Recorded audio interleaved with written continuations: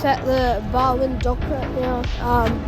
We just went out today for just a little bit out the front and we didn't get very much, but we're just going to check out some pets in the paddock and seagulls, see if they take it.